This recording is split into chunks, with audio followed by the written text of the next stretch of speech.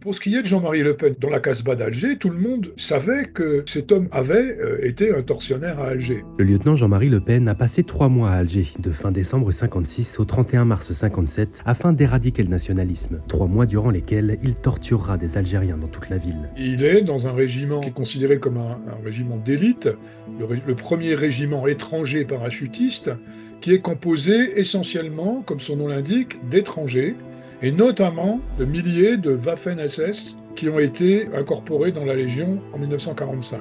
Le jeune Algérien Mohamed Moulay retrouvera d'ailleurs un poignard des jeunesses hitlériennes gravé du nom de Jean-Marie Le Pen. Ce dernier l'avait perdu après avoir tué le père du jeune homme. Il interroge ceux qui sont considérés comme suspects de lien avec la rébellion, comme on disait, sous la torture. Il pratique une torture qui est normée. Les témoins racontent tous que c'est l'électricité, ce qu'on appelait la gégène, c'est-à-dire les électrodes attachées sur les parties sensibles du corps avec des décharges électriques, et la torture à l'eau par simulation de noyade. Dans son livre Le Pen et la torture, Alger 1957, l'histoire contre l'oubli, l'historien a rassemblé des archives de la police d'Alger et une quinzaine de témoignages de victimes de Jean-Marie Le Pen. Plusieurs témoins le décrivent s'asseyant sur leur ventre alors qu'on leur verse de l'eau dans la bouche par force, ou actionnant la gégène. Il y a même un de ses frères d'armes, un légionnaire hollandais, qui, après la guerre, a dit qu'il n'avait jamais vu quelqu'un s'acharner avec autant de passion en pratiquant la torture. Le lieutenant Le Pen n'est alors pas seulement militaire, il est aussi député. Par la suite, visiblement, il se lâche davantage et il se vante, par exemple, d'être député à l'Assemblée nationale. Il ironise en disant à une des victimes